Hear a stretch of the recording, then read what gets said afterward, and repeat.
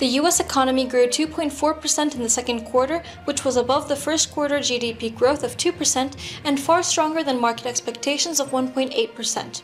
The data came in as a surprise for economists who had been expecting a recession based on the recent Fed interest rate hikes, tech companies' employee layoffs, and the bank failures from the first half of the year.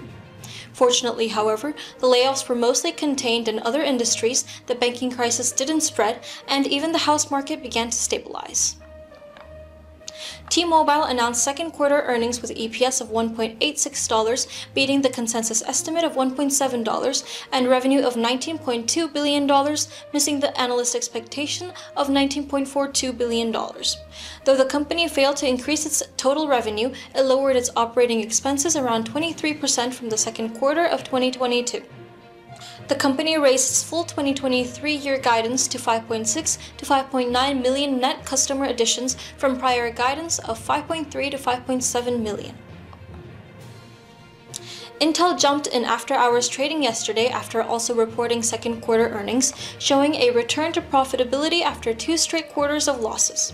The company's profit came in at 13 cents per share versus the consensus estimate of a 3-cent loss per share, while revenue came in at $12.9 billion versus the expectation of $12.13 billion. The company also issued a stronger than expected forecast for the third quarter.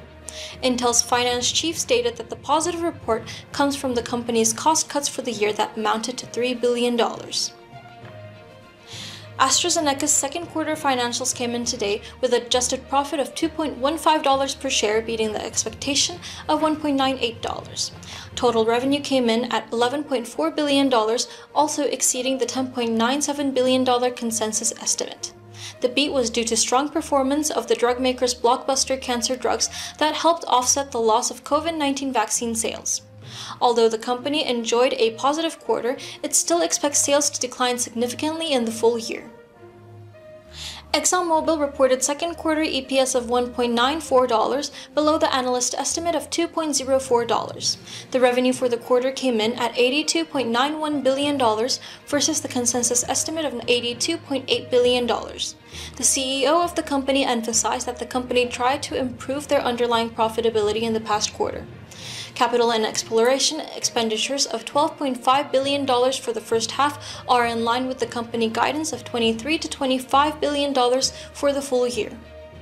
As PhillipCapital team, we wish you a happy weekend.